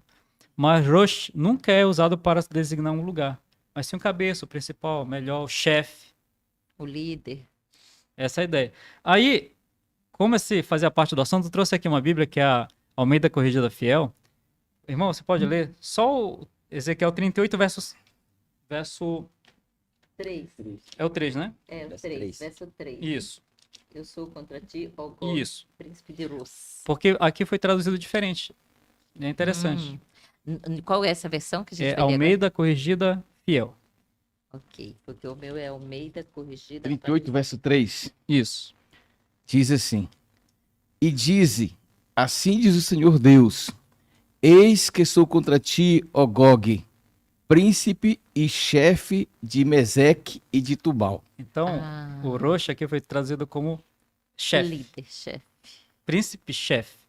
Então, não é príncipe de uma terra Da Terra X. Sim, é príncipe principal, Líder. príncipe-chefe, líder, o melhor, o elevado. Esse é o sentido de Rosh. Então, a Bíblia nunca usa essa palavra para se referir a um lugar, a uma terra. Então, não é Rússia aqui. Não pode ser. Repete a tradução aí, pastor. Quem não pegou aí, anota, É gente. Almeida Corrigida Fiel. Né? É João Ferreira de Almeida, mas é uma versão. Então, veja, esse é um primeiro ponto, né? Que Rosh não é Rússia, em hipótese alguma. A segunda é do Put. Até porque Deus não Sim. fala pela metade. Quando ele profetizou 100 anos que Ciro viria e ia destruir Babilônia, ele disse Ciro, C-I-R-O, né? Não mandou Sim. pela metade. Pois é, essa interpretação ela é baseada numa certa semelhança fonética. Uhum. A soa. Mas soa para nós. É. Soa também? Pois é. Por isso que é assim, existem interpretações assim que não tem fundamentação bíblica consistente. Né? Na verdade, nem soa, é só a primeira letra, Sim. né? Aí o Put, dizem É, que é que o mais seria forte. o Putin. Ele Só que é o soa mais seguinte, perto. quem é esse Putin, né? Que foi os dois rapazes lá me abordaram. Veja, se você vai em Gênesis 10, 6, fala que Put era um dos filhos de Cã, que são os filhos de Noé. Então você tem Sem, Cã e Jafé. Um dos filhos de Cã, Chama Put. Put. então é um filho de Cã. É claro que então, Descendente de... sim, ele é um filho direto de Cã. E depois, Put vai se referir a um povo, por exemplo, é claro que depois, né? Então você tem um personagem e depois esse mesmo nome vai ser utilizado para falar sobre um povo.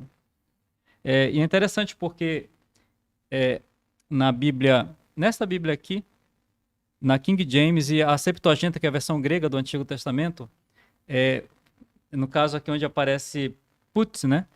Na Septuaginta, aliás, eu nem sei como está aqui nessa. Tá Put. Tá Put, né? É. Então, na Septuaginta, na King James, e na King James, por exemplo, aparece como Líbia. Líbia. Uau. Então, eles já passou a ter uma conotação de um povo, esse Put aqui. Mas originalmente de respeito ao filho de Cã. Certo. Então, não tem uma conexão com... É totalmente tirar a profecia do seu... Aqui a ideia também, porque diz assim, Uhum. versículo 5, Pérsias, etíopes e os de Put, ou seja, de algum lugar, os de Put, Sim. como se Ah, fosse de um uma lugar. localização. Sim, aí é por isso que é identificado, né? Os assiriologistas identificam como Líbia, sendo os líbios ao norte da África. Então, essa é a compreensão majoritária em relação a Que esse faz Put. sentido, É. né? Mas não tem Não é uma pessoa. tem zero conexão com Rússia, com Putin, não tem nada a ver uma coisa com a outra. Gente, vocês estão conseguindo copiar? Bora mostrar qual o livro que vai ser dado mesmo. Eu acho que eu te mandei, Ítalo, a imagem. Capturou aí? Porque pede água um negócio desse. Uma respirada. O que tu diz, Eri? Muita informação. O Sidney está falando aqui que a Bíblia Andrews, de estudos Andrews, traz a mesma linguagem da Bíblia que o pastor está usando aqui, que é essa Opa! Sim. O corrigida Elias fiel. tá aí como a Andrews também na mão, né? Qual verso, né? Eu acho que é esse verso que ele está utilizando aqui. Pastor, a Jéssica está dizendo o seguinte, que ela ainda tem dúvidas sobre Gog e Magog, ela não entendeu ainda. Sim, a gente nem tocou no Gog e Magog, né? Isso. De fato. É. Falamos do que não tem a ver com a Rússia, nem com Putin. Não é essa a interpretação bíblica. Agora, de fato, Ezequiel 38 e 39 trata de uma batalha Gog e Magog. Gog, na verdade, seria aí um líder e Magog é a terra. Gog da terra de Magog, Isso. né? O que acontece? Algumas pessoas imaginam que essas... tá aparecendo pro povo. Desculpa, gente, está aparecendo aí para vocês o livro os 5 que mais comentarem, vai ter um sorteio aqui, e aí você vai ganhar esse livro, sorteado entre os 5 que mais comentarem dentro do assunto. Ninguém será deixado para trás. Ninguém será deixado para trás, 5 serão resgatados. Dizem alguns que a única coisa que foi deixada para trás foi o bom senso e a interpretação correta. Poxa. Mas faz o fato sentido. é que Gog e Magog. Então, nós temos uma batalha descrita em Ezequiel, uma batalha assim bem intensa. Cremos que essa batalha não aconteceu, já teve algumas batalhas dos tempos recentes, né? Mas nenhuma delas cumpre a descrição de Ezequiel. Então, Gog e Magog é uma batalha em Ezequiel de uma proporção ampla, bastante intensa, que Israel nunca experimentou. Já teve vários conflitos, mas nunca nessa dimensão que está lá em Ezequiel. Então, alguns acham que essa batalha vai acontecer em algum momento nessas movimentações políticas aí, das nações. Porém, é o seguinte, aqui entra um princípio de interpretação que é importante mencionar aqui para o povo. Nós já até falamos de alguns, né? Princípio da condicionalidade, ver se a profecia é condicional. Princípio do contexto histórico, analisar o contexto da predição. E entra aqui um outro princípio muito interessante, que é o seguinte: há profecias no Antigo Testamento que elas não se cumpriram. E aí, como é que a gente sabe se elas ainda vão se cumprir e de que maneira? Aí o princípio é, você tem que observar o que um profeta posterior falou acerca dessa profecia. Porque vieram vários profetas. Então, um profeta aqui no Antigo Testamento fez a predição e não aconteceu. Ok, como é que a gente entende agora? A gente tem que ver se algum outro profeta que veio depois fez menção a essa profecia e como ele a explicou ou aplicou. E aí, assim que a gente... Então, com base nessa explicação posterior, é que a gente compreende a profecia antiga. Nesse caso de Gog e Magog, não aconteceu. E por que não aconteceu? Porque era uma profecia condicional. A descrição toda aí é o seguinte: Israel voltando do cativeiro, se eles tivessem se arrependido, obedecido e sendo fiéis a Deus, então Deus iria restaurar a terra de Israel de uma forma tão extraordinária que, de fato, eles teriam muitos cumprimentos ali de promessas. E dentro desse contexto de restauração, haveria uma coalizão de nações, um ajuntamento que seria essa batalha. Correto. Mas como não teve no caso, quando Israel voltou do cativeiro, eles não correspondeu, continuaram sendo infiéis. Então, não teve essa restauração e, consequentemente, não teve essa batalha. Entendi. Então, não se cumpriu. Agora, quando vamos ao Novo Testamento, aí nós temos um profeta que faz referência a Gog e Magog, que é João no Apocalipse. Lá no Apocalipse. E esse é o princípio, viu que o profeta posterior falou. E lá em Apocalipse 20, explicando aí para a irmã que perguntou, se você vai em Apocalipse 20 e o verso 8, aqui é o único lugar, a única referência onde aparece a expressão Gog e Magog no Novo Testamento. Só aqui. E João, quando vai explicar para a gente essa profecia, ele vai explicar que dentro de um contexto. E esse contexto, se você ler com calma, o capítulo 20, é o milênio. E o milênio, de acordo com a descrição bíblica, ela vai acontecer da seguinte forma. Diferente do que crê também já vamos mexer no outro tema que dá um programa inteiro, o milênio. Anota aí, gente. Mas acontecerá a segunda vinda agora, em nossos dias, de forma visível, literal, corpórea, real, não secreta. Os salvos são levados... O senhor está dizendo data, porque nossos dias. Mas com fé em Deus, a gente vivo. Os salvos são levados para os céus, os ímpios são destruídos, a terra é devastada, então inicia-se o milênio. Então o milênio é um tempo onde os salvos e Cristo estarão no céu, não em um reino aqui na terra milenar. Essa é a descrição. Veja que não é uma interpretação forçada. Se a pessoa apenas lê com calma Apocalipse 20, ela chega nessa conclusão. Sim. Então, o Gog e Magog, ele acontece após o milênio, após esses 1000 anos. Sim. Então, nós temos aqui a segunda ressurreição, que é a dos ímpios. Cidade Santa desce, capítulo 21, verso 2 diz isso. Sim. Mas eu quero ler aqui 20, o verso 8, né, que fala. Versículo 7 e 8, olha só. Quando, porém, se completarem os 1000 anos, muito claro, né? Quando se completar, Satanás será solto. Ele estava preso porque todos estavam mortos. Os ímpios todos mortos e os salvos foram para o céu. Então ele é solto porque agora acontece uma ressurreição aqui, onde os ímpios ressuscitam. Aí o verso 8. E sairá a seduzir as nações que há nos 4 cantos da terra. Gog e Magog. Então vejam, em que momento vai acontecer essa batalha de Gog e Magog? Não é agora nas movimentações militares pelo mundo. É após o milênio, quando os ímpios forem ressuscitados, e aí sim, Gog e Magog, aí sim vai ter um ataque. Se você ler com calma a descrição, o verso 9 fala de um ataque contra a cidade santa, Nova Jerusalém, que descerá do céu. E aqui uma coisa importante, não está falando da Jerusalém, dessa que nós conhecemos, literal, mas sim de uma que virá do céu.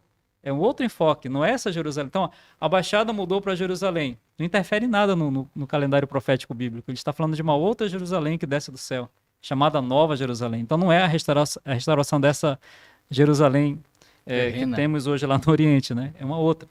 Então, veja, essa cidade desce do céu, há uma ressurreição, e aí sim haverá a batalha de Gog e Magog. Então, ou seja, João nos explica quando essa profecia vai se cumprir, de fato, que será pós-milênio.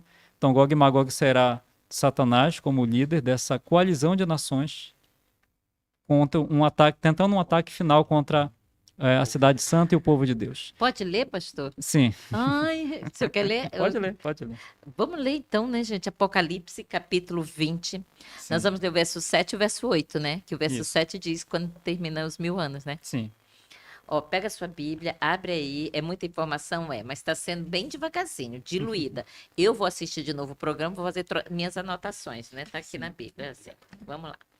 Apocalipse 20, verso 7 diz: Quando, porém, se completarem os 1000 anos, Sim. Satanás será solto da sua prisão e sairá a seduzir as nações que há nos 4 cantos da terra, Gog e Magog, a fim de reuni-las para a peleja.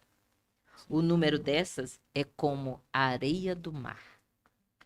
Então, essa é a batalha final de Gog e Magog. De fato, essa será a batalha final. Pós-milênio. Entra até aqui a questão do Armagedon, né? O Armagedon, ele acontece agora. Fala em nossos dias porque cremos que Cristo pode voltar mesmo agora em nossa geração. Amém. Então, nessa reta final, agora, antes de Jesus voltar a segunda vez, haverá o Armagedon. E o Armagedon Aí é um programa só para falar de Armagedon, pastor. mas, assim, em um São contexto, spoilers, geral, o Armagedon, ele não é uma batalha do Oriente contra o Ocidente, contra esta nação, contra aquela. Na verdade, o Armagedon, de acordo com o Apocalipse em si, é a batalha envolvendo todas as nações da terra, todos os povos que rejeitaram o Senhor. Então, é uma batalha contra Deus e contra sua verdade e seu povo. Então, não é de uma nação contra outra, é todo mundo contra o povo de Deus e a sua verdade. Todos contra Isso é a batalha de Armagedon. E vai ter uma perseguição física mesmo, uma tribulação. E diferentemente do que dizem alguns, que a igreja vai ser levada antes desse tempo de crise, na Bíblia a gente não vê esse padrão, é o contrário. A gente vê na Bíblia que sempre que teve as crises, o povo de Deus esteve lá. Na época de Noé, por exemplo, que teve o dilúvio, Noé estava lá com sua família, não foram tirados da terra, mas estavam lá. Na época do Êxodo, que caíram as pragas no Egito, o povo estava lá. Não sofreram as Mas a pragas. profecia não diz que o povo de Deus será protegido? Então, Igual estará, foi nas pragas, o povo exatamente. foi protegido, estava lá. Mas não vai ser tirado da tribulação, que é isso que pregam, né? Então o povo de Deus estará aqui quando esse tempo de tribulação vier. Daniel 12 fala um tempo de angústia como nunca houve. O povo vai passar por essa angústia, o povo de Deus. E a batalha de Armagedon é todas as nações, todos os povos se unindo com o fim de exterminar o povo de Deus. Isso é a batalha de Armagedon, onde Cristo intervém. É aí que vem a segunda vinda. Então, Agora, o que aconteceu na Idade Média foi só um spoiler do que vem aí na frente. sim, é um tempo de angústia como nunca houve. Agora, Gog e Magog já é uma batalha pós-milênio, Entendi. que tem uma outra dimensão. Agora você tem todos os perdidos de todos os tempos reunidos. De fato, é uma areia, como a areia do mar. Sim. E Satanás à frente como líder dessa... Porque todos os perdidos, todos vão ressuscitar então, pastor. Porque desde Caim que matou Abel, que eu não De perdi. toda a história, todos os perdidos ressuscitam após o milênio, de fato para serem julgados e condenados. No caso agora vem o juízo executivo de Deus, né? A punição. E Satanás então reúne toda essa vasta multidão, e isso é Gog e Magog. Ele vai então tentar uma batalha contra a Nova Jerusalém, nesse contexto, contra o povo de Deus, e vão ser destruídos O nessa Sidney fez uma pergunta aqui. O Gog e Magog é uma referência aos inimigos do povo de Deus, sim ou não? Sim. A gente concluiu que sim, né? Por isso que lá no Antigo Testamento, quando fala lá Gog e Magog, não especifica quem é esse líder, esse Gog, e nem fala quem são as nações ali. Então, só sabe que seria uma reunião de nações contra Israel. Mas não, por isso que aqui parece que são nomes, digamos assim, genéricos, né? Não está especificando. Na história não tem quem foi esse Gog. Então ali se aplica nesse contexto final, onde Satanás é o líder, que lidera toda essa coalizão de nações contra o ataque final contra a Nova Jerusalém. Entendi. E a Jéssica disse, eita, precisa aprender um pouco mais. Isso vai Todos ser... nós, pastor, Jéssica. Olha, o Haroldo tá participando. isso tem a ver com o Megido?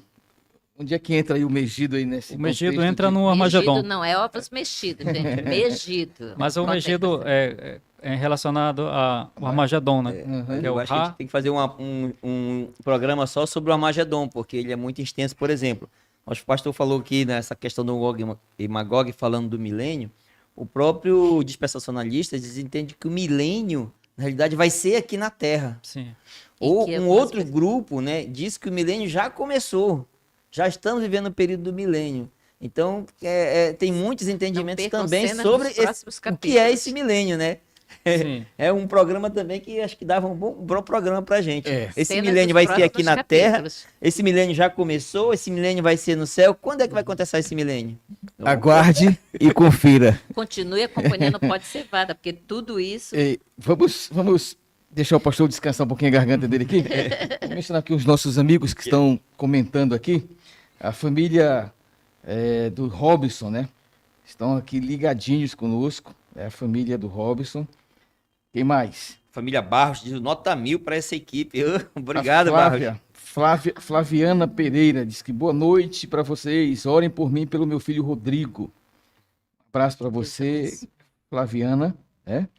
A Rosimeire Medina disse boa noite, família Somami, ligadinha, né? A família aqui do Oh, Robson. que já doou brindes aqui Já para doou brinde sortearmos. pro Glória a programa, Deus. né? Pode doar mais, tá, família? Tamo Top, feliz. top. O Nildo falou aqui, né? Programa top. Nota 1000 para essa equipe maravilhosa. Glória O a Haroldo Deus. Barbosa, eu tô fora do sorteio.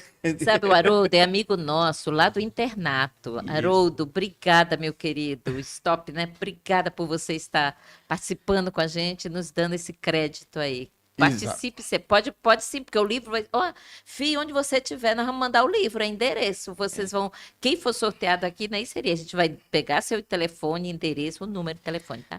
O endereço e vamos enviar para sua casa, direto da CPB para você. Exatamente. Veja, infelizmente nós estamos chegando ao final do programa. Já estamos com 1 hora Isso. e meia. Posso Né? fazer só uma observaçãozinha? Faça aí. Porque assim, a gente começou a atrasar, temos que dar os 20 minutos do povo aí. Não, 1 hora e meia já está já dentro foi. do. Cid, no Salmo 1:2 diz para orarmos por Israel e por Jerusalém, e pela paz em Jerusalém. Nesse caso, é o Estado de Israel literal? Volto com a minha pergunta. Ser opositor Boa ao que o pergunta. Estado de Israel vem fazendo em suas últimas guerras é pecar? Já que, em tese, eu estaria sendo contra o que diz na Bíblia? Quem é que está Essa perguntando aí? pergunta Rodrigo. Rodrigo. Pois é, Puxa, essa voltamos aqui ao Bíblia. mesmo ponto, né? Relacionar quando você lê Israel, lá na Bíblia, no Antigo Testamento, que é o caso o Salmo aí, no caso, Salmo 2:2 é no Antigo Testamento. Israel e aí lá. você vê ou lê Israel, hoje, o Estado moderno de Israel, é fazer um anacronismo, não são a mesma coisa, Entendi. certo? Agora, é importante dizer que nós não somos contra, no caso, qualquer povo ter sua nação, ter seu Estado, ser independente, isso aí, nós não estamos tratando dessa questão, não, a gente não tem direito de ter um Estado, uma nação, o outro povo, não é essa discussão, né? Então, mas não é o Israel bíblico, o Estado de Israel atual. Mas não também sei- podemos orar pelos povos sempre, Por todos, sempre, né? Agora, eu não achar que Israel tem um status, né? Porque esse status passou. Tiveram de no nação passado. tiveram, passou. Povo escolhido. Então Deus santo não de que Deus. qualquer pessoa de lá, seja israelense, seja árabe, qualquer pessoa que aceita Jesus é aceito no novo Israel, na comunidade de fé. Mas a gente pode responder o seguinte: quando ele escreveu isso no Salmo, Jerusalém estava em alta. É o que a gente Então, fala, é ore outro por Jerusalém. contexto, Se né? Jerusalém estiver bem, o país está bem. Quando eles foram para Babilônia, foi pedido para orem por Babilônia.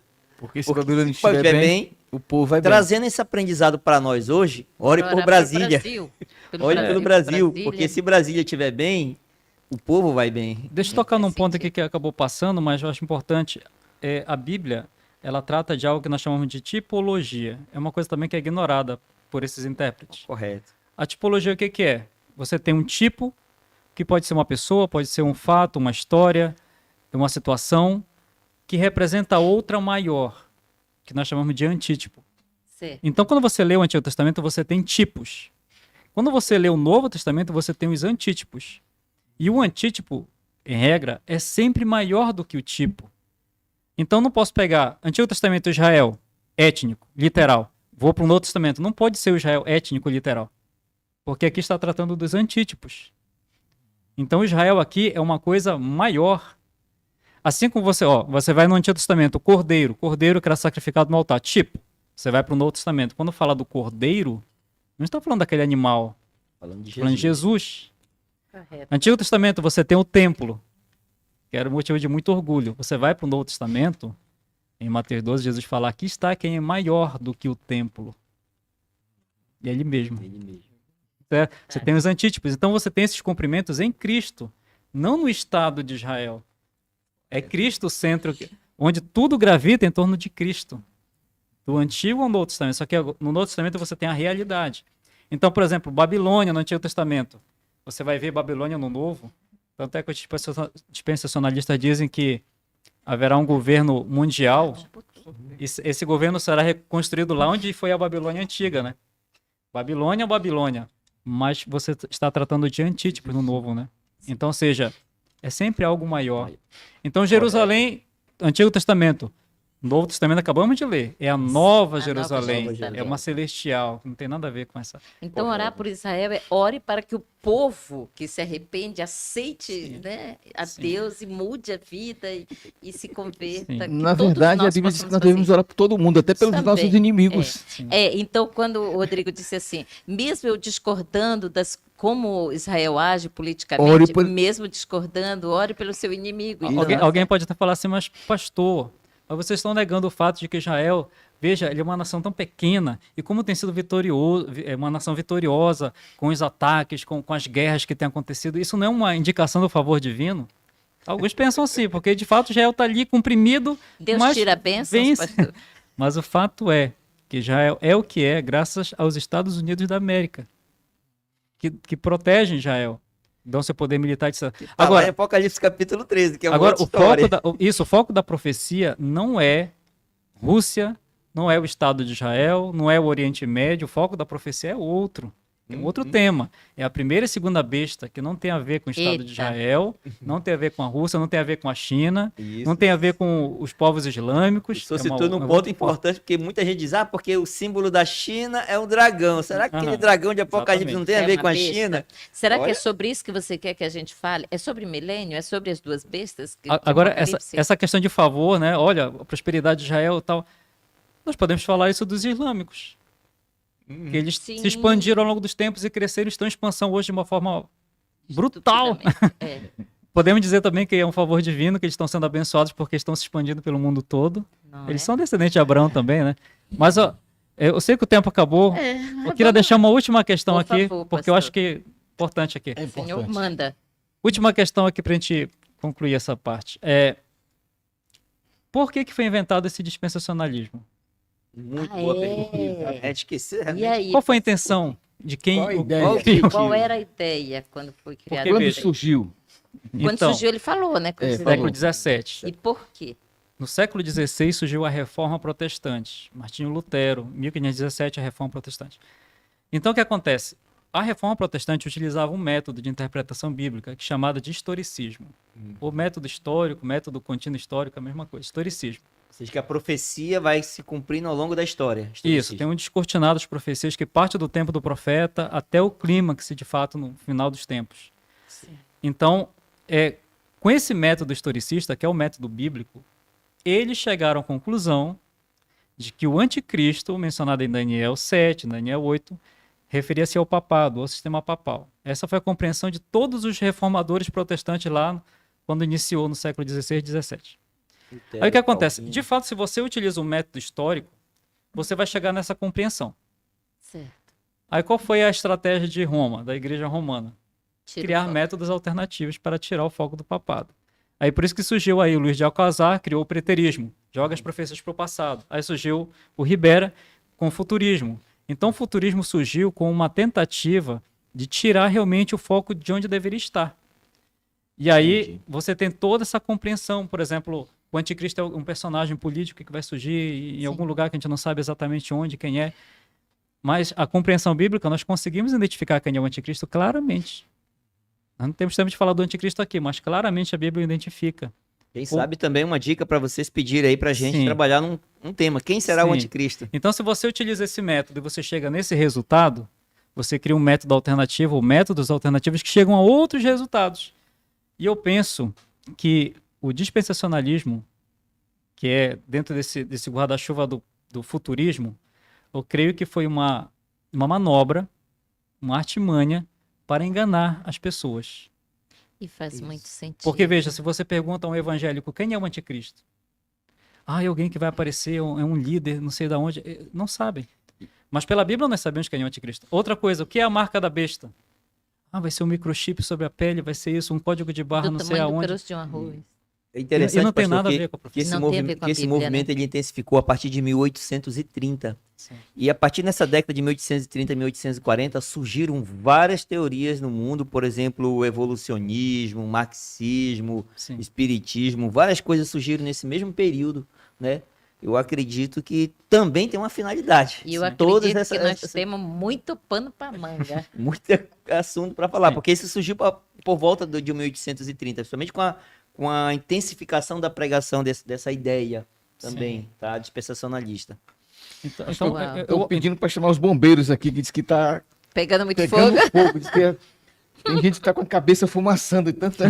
Gente, a gente volta a dizer, né? Isso aqui são pinceladas, Sim, porque sim. o programa é rápido, né, pastor? sim, Mas não só essa equipe, a gente tem um monte de gente na retaguarda que pode ajudar sim. individualmente a você. Não fiquem com dúvidas. Sim. Surgiu dúvidas, nos Vamos procure. aprofundar o estudo. Agora- Ou nos propõe aqui no chat aqui também um programa, um tema para a gente Já tem uma trabalhar. sugestão aqui, o Já Sidney. tem. Opa, Até tem. diria para os que nos acompanham, o objetivo dessa abordagem nossa aqui é dizer para você, cuidado, tome cuidado e pesquise. Estude. Exatamente, porque houve um equívoco na interpretação em vários momentos. Por exemplo, na época de Jesus, no ano 70, ele falou que Jerusalém seria destruída.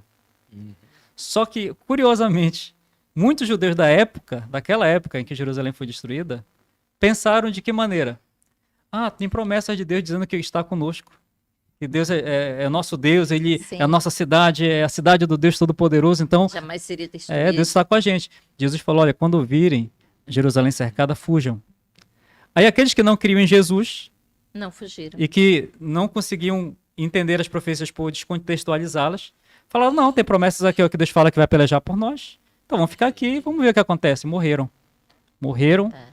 porque interpretaram E o cerco- errado. O cerco de Jerusalém foi interrompido, Sim, né? Por um período de tempo. O general saiu, levou sua tropa, mas quem estava por dentro das profecias, aceitando o que Sim. Jesus tinha dito, caiu fora. Tanto Sim. que a gente sabe que nenhum cristão verdadeiro morreu naquele. exatamente. Com a destruição E de a Jerusalém. própria vinda de Jesus, haviam várias profecias. E eles interpretaram errado, a nação interpretou errado. Porque esperava um Messias diferente, que teria uma outra pegada. Aí vem Jesus com a sua forma, Humilde. não veio estabelecer um reino terrestre, falou que o reino dele era... Decepcionou logo essa galera. Então, queria rejeitaram Jesus. Então, veja, a má compreensão da profecia é um problema não só do passado. Então, cada um de nós tem que se perguntar, será que eu não estou interpretando errado as profecias, criando uma expectativa de uma coisa que no final vai ser outra? E se for outra, eu vou estar despreparado, porque eu esperava que era algo e veio outra situação. Então, o recado que a gente deixa é, tome cuidado, estude com oração, busque. Eu tenho certeza que Deus vai mostrar a verdade acerca da sua palavra. Ok. Perfeito. Gente, A ideia, mas a ele- ideia- ele- a ideia não é colocar em xeque aqui Sim. outras religiões Aham. que entendem diferente. A ideia é estudar a Bíblia. Respeitosamente. Porque a estudar. Bíblia realmente, ela sozinha se explica. É Amém. preciso agora que a gente busque aí a orientação do Espírito Santo para que tenha a compreensão correta de tudo que ela quer nos passar. O que eu Cid. tenho aqui? Sorteio. Vamos fazer o sorteio? A Cidinha está ali com... Qual que era o critério do sorteio? Que nomes tem aqui dentro? Tem de 1 a 5. De 1 a 5 o quê? Os 5 que Os- mais, nós vamos colocar aqui os 5 que mais que mais participaram comentaram sobre o assunto. sobre o assunto aí, comentaram durante todo o podcast. Então esses 5 estão concorrendo ao Qual é o livro. nome deles? Eu vou, Bora ver, que é eu, para você saber se o seu nome está aqui. eu vou dizer que Haroldo, estão o os teu 5. só não está se tu não comentou bastante. Diz aí a quantidade Vamos lá. dos comentários aí. Jéssica. A Jéssica está em primeiro com 12. Sidney com 9. A Sidvânia com 7. O Nildon com 6. A Rayane com 6. São os 5 São primeiros. os 5 primeiros. São esses os nomes que estão aqui dentro. Isso. Um Então, deles agora- vai ganhar o livro Ninguém será deixado deixado para para trás. trás. Ninguém será deixado para trás, viu, gente? Então tá aqui e nós vamos tirar. E no sorteio aqui ninguém foi deixado para trás, todos entraram, né? Todos entraram. Já estou sorteando aqui. Vocês Diga estão lá, acompanhando? veja lá quem ganhou. Meu pai. Vamos lá, que é ao vivo. Ao vivo e a cores, se eu conseguir abrir, vai ser muito bom, muito bom. Você vai ganhar em casa. Era o número 3. Quem estava aí? Número 3. 3. Número 3 aqui é a Sidvânia. Sidvânia diz que nunca ganhou nada. Tá aí, minha filha. Você acabou de ganhar o livro Nunca Será. Não, ninguém será Ninguém deixado. será deixado para trás. Ninguém será deixado para trás. O livro vai chegar na sua residência. Dê um tempinho aí, porque a gente vai estar comprando amanhã, tá? E aí Isso. vai chegar direto no seu endereço. O Elias pediu que dessem sugestões. Tem um aqui do Sidney, né? Ele, Qual que é? ele diz assim: que tal trabalhar o capítulo 11? Cadê? Fugiu aqui agora. Daniel. Capítulo 11 de Daniel. De Daniel. Uau. Capítulo 11 de Daniel. Sugestão: que tal Daniel 11 para o próximo Pode Cevada? É uma ideia, a gente vai Vai ser- analisar, vai ser Sidney. estudada Obrigado aí pela recomendação, Gostei da ideia. tá certo? E nós vamos Considerações finais para a gente fazer a verificar aqui. oração? Vamos para as considerações finais. O tempo já foi, Já foi. Eu quero fazer o meu fechamento então faça aí. usando as palavras da Mafalda, né? Eu gosto muito das tirinhas da Mafalda, muita sabedoria. A Mafalda diz assim para nós: viver sem ler é perigoso, te obriga a acreditar no que te dizem. E eu acho que esse é o propósito do Pode Cevada, nos ajudar a ler e interpretar. É comprovando na Bíblia. Não é o que dizem, é o que está na Bíblia. Elias, O Haroldo diz assim, muito relevante o tema e as mensagens comunicadas, as perguntas e respostas. Deus nos dê sabedoria para discernirmos. Grato, professora Cidiane. Deus abençoe, Lembrou de meu você, amigo. né? Que Deus abençoe a todos, né? Que nos dê uma semana maravilhosa. Realmente, o Senhor fala o seguinte, né? Meu povo perece por falta de conhecimento, né? E isso que Deus falou serve para nós hoje. O povo de Deus hoje também perece por falta de conhecimento. E conhecimento de quê? Conhecimento da palavra de Deus. Então nós temos que buscar mais conhecimento da palavra de Deus para nos aprofundarmos, para não perecermos. muito bem. Deixa eu citar aqui só mais 3 pessoas que eu acho que eu não citei ao longo do programa. É o Paulo Correia, ao Josinaldo e ao Francisco. Obrigado a vocês e a todos os outros. Nós já falamos o nome de todos aqui. E a colaboração do Paulo aqui, eu o comentário foi fantástico. Eu espero que eu não tenha deixado ninguém para trás aqui, né? Pra trás. Mas citamos todos. Para não esquecer, Tainá, um abraço. Um beijo, filha. Agora eu... Estamos na espera. Pastor, Eu agradeço você que acompanhou, que assistiu. Compartilhe esse vídeo com outras pessoas, se inscreve no canal. O recado final aqui seria essa ideia dispensacionalista, que é produto aí do futurismo, do jesuíta Ribera, foi utilizada como parte da Contra-Reforma. Nunca esqueça disso. Houve a Reforma Protestante e esses jesuítas criaram esses métodos com o intuito de destruir a Reforma. E é assim espantoso ver que hoje o mundo evangélico aceita esses métodos para interpretar a Bíblia, certo? Feitas por pessoas que queriam subverter o protestantismo. Então, o método bíblico continua sendo relevante, é o único método, na verdade, respaldado por Deus, é o método historicista.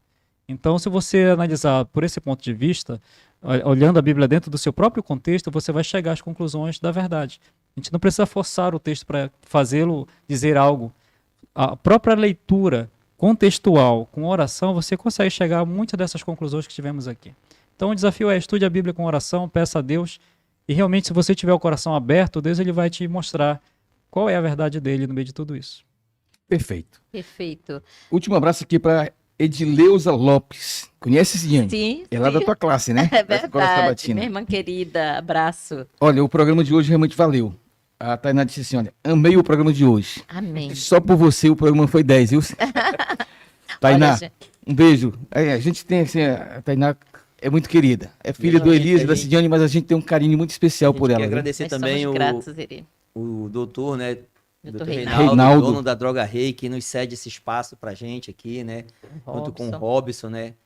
Estão aqui. Então, se a gente está aqui hoje fazendo esse programa, Graças a esses dois homens de Deus aí que cederam esse espaço, investiram no local. Agradecer também ao Ítalo, né, que está O Ítalo conosco e o Guara, aqui. né, Ele que tá vem de de lá. Macapá para cá, É, da gente. Zona Norte, mas está aqui com a gente. Deus te abençoe, Ítalo. E o Guara tá lá na casa dele, não teve possibilidade de estar aqui, mas fez toda a seleção para fazermos o sorteio, está nos acompanhando também, gratidão. Olha, no sábado nós tivemos ali em Macapá uma apresentação do cantor Matheus Riso, que a gente tinha até prometido que traria ele aqui no podcast, mas infelizmente não foi possível, a agenda dele não deu certo, e não foi possível trazê-lo. Mas lá nós anunciamos o Pode Cevada e o Robson estava lá, né? E o Robson foi lá, me deu um abraço. Disse, cara, eu tô tão feliz com vocês, por esse programa.